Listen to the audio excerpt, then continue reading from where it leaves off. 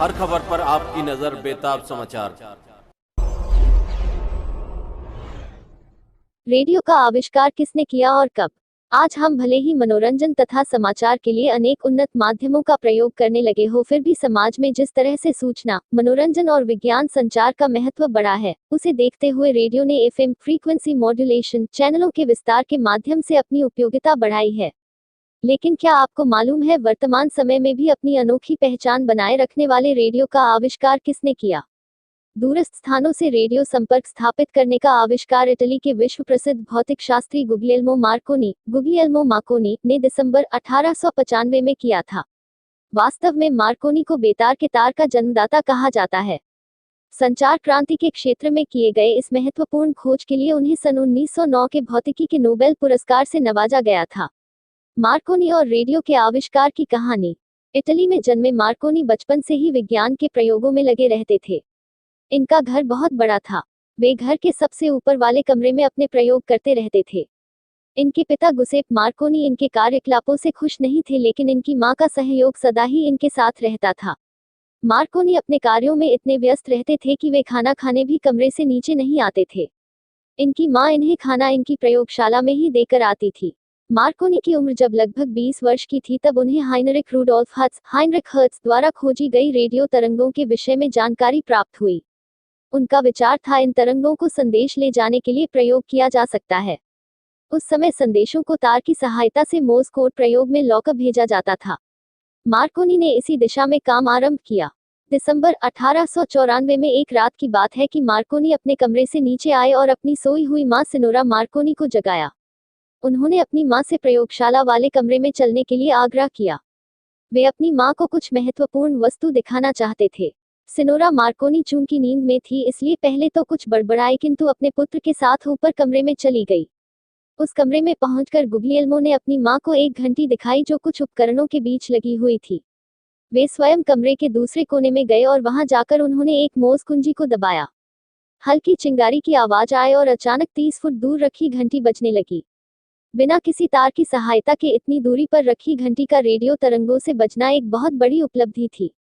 नींद में ऊँघती हुई उनकी मां ने इस प्रयोग के लिए उत्साह तो दिखाया, लेकिन वह यह नहीं समझ सकी कि बिजली की इस घंटी को बनाना क्या इतनी बड़ी चीज थी कि इसके लिए उनकी रात की नींद खराब की जाए। यह बात मार्कोनी की मां को तब समझ आई जब मार्कोनी ने बेतार द्वारा अपने संदेशों को एक स्थान से दूसरे स्थान तक भेजकर दुनिया के सामने दिखाया। जब आदमी को किसी काम में सफलता मिलती है तो उसका हौसला बढ़ जाता है। यही बात गुग्लिएल्मो के साथ भी हुई। उन्होंने अपने छोटे भाई की सहायता से अपने संकेतों को भेजने और प्राप्त करने की दूरी अपनी कोठी के बाग के पार तक ली। एक दिन की बात है कि मार्कोनी ने अपने बनाए हुए ट्रांसमीटर को पहाड़ी के एक ओर रखा और रिसीवर को दूसरी ओर। रिसीवर के पास संदेश ग्रहण करने के लिए उनका भाई खड़ा था। जब भाई को संदेश प्राप्त होने लगे तो वह खुशी के मारे पहाड़ी पर चढ़कर नाचने लगा। उसकी इस खुशी को देखकर गुग्लिएल्मो को यह विश्वास हो गया कि उसका यंत्र काम कर रहा है। अपने प्रयोगों को आगे बढ़ाने के लिए मार्कोनी ने इटली सरकार के डाक तार विभाग से आर्थिक सहायता की अपील की, लेकिन उन्होंने मदद करने से इनकार कर दिया। इटली की सरकार से सहायता न मिलने पर गुग्लिएल्मो निराश नहीं हुए। 22 वर्ष की अवस्था में वे अपनी मां के साथ जहाज पर सवार होकर इंग्लैंड के लिए रवाना हो गए। वहां सन 1896-97 के बीच उन्होंने अपने द्वारा निर्मित उपकरण से बेतार के तार से संबंधित कई सफल प्रदर्शन किए। लंदन के प्रधान डाकघर के मुख्य इंजीनियर सर विलियम प्रिंस ने उनके प्रयोगों में काफी दिलचस्पी दिखाई। सन 1897 में वे 12 मील तक रेडियो संदेश भेजने का में सफल हुए। इससे सारे यूरोप में मार्कोनी के नाम की धूम मच गई। बिना तार के संदेश भेजने का मानव का चिरसंचित स्वप्न पूरा हो गया। इसी साल मार्कोनी ने अपनी कंपनी द वायरलेस टेलीग्राफ और सिग्नल कंपनी, इसे बाद में मार्कोनी कंपनी के नाम से भी जाना गया, भी आरंभ की। सन 1898 की बात है कि इंग्लैंड का युवराज एक द्वीप के पास अपने छोटे से जहाज में बीमार पड़ गया। उन दिनों रानी विक्टोरिया भी उसी द्वीप में रह रही थी। मार्कोनी ने रानी को अपने पुत्र के स्वास्थ्य के विषय में जानकारी देने के लिए बेतार के तार द्वारा दोनों स्थानों को जोड़ दिया। 16 दिन की अवधि में दोनों स्थानों से 150 तार भेजे गए। सन 1899 में वे इंग्लिश चैनल के आर पार 31 मील की दूरी तक रेडियो संदेश भेजने में सफल हुए। 12 दिसंबर 1901 को मार्कोनी ने एक और उपलब्धि प्राप्त की। पहली बार अंग्रेजी के एस अक्षर को मोर्स कोड द्वारा अटलांटिक सागर के आर पार भेजने में सफलता प्राप्त की। इससे विश्व भर में उनकी प्रसिद्धि और बढ़ गई। अगले 2 दशक तक वे रेडियो के कार्य करने के तरीकों और परिष्कृत करते रहे। अंततः उन्हीं के द्वारा बनाए गए यंत्रों से इंग्लैंड में 14 फरवरी 1922 को रेडियो प्रसारण सेवा आरंभ हुई। 33 वर्ष की छोटी आयु में सन 1909 उन्हें उनकी महान उपलब्धियों के लिए नोबेल पुरस्कार दिया गया तथा सन 1930 में उन्हें रॉयल अकेडमी ऑफ इटली का अध्यक्ष चुना गया। मार्कोनी लगभग 63 वर्ष की उम्र तक जीवित रहे और उन्होंने उन सभी महान परिवर्तन को अपनी आंखों से देखा, जिन्हें लाने में उनका बहुत बड़ा योगदान रहा था। 20 जुलाई 1937 में जब दिल का दौरा पड़ने से उनका देहांत रोम में हुआ तो उनके सम्मान में अमेरिका, इंग्लैंड तथा इटली के रेडियो स्टेशन कुछ मिनटों के लिए बंद कर दिए गए। आधुनिक युग को रेडियो संचार का आधार प्रदान करने वाले इस वैज्ञानिक को हम कभी भी नहीं भुला सकते। अप्रैल 1930 को Indian state broadcasting corporation service (ISBS) का उदय हुआ।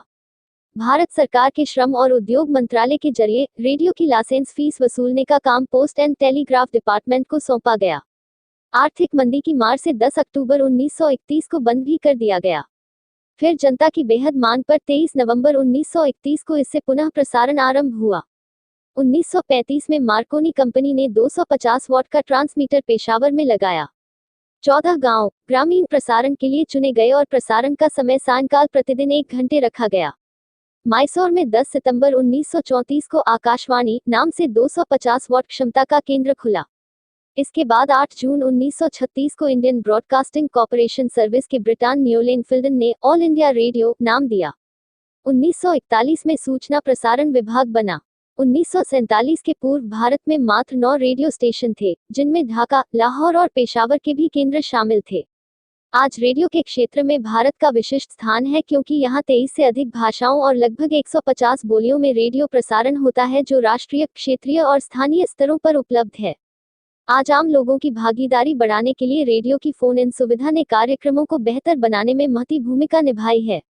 हमारे यहाँ अधिकांश रेडियो केंद्रों पर डिजिटल ब्रॉडकास्ट प्रणाली उपलब्ध है और रेडियो ऑन डिमांड तथा न्यूज इन फोन की व्यवस्था ने श्रोताओं को मनपसंद कार्यक्रम के चुनाव का विकल्प भी दिया है।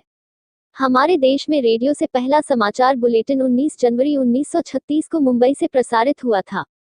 तब से आज तक की विकास यात्रा में हमारी उपलब्धियां इतनी अधिक हो चुकी हैं कि आकाशवाणी का समाचार नेटवर्क आज विश्व के प्रमुख प्रसारणकर्ताओं में से एक है। वर्तमान में प्रतिदिन लगभग 350 बुलेटिन प्रकाशित किए जाते हैं जिनकी कुल अवधि 36 घंटे से भी अधिक है।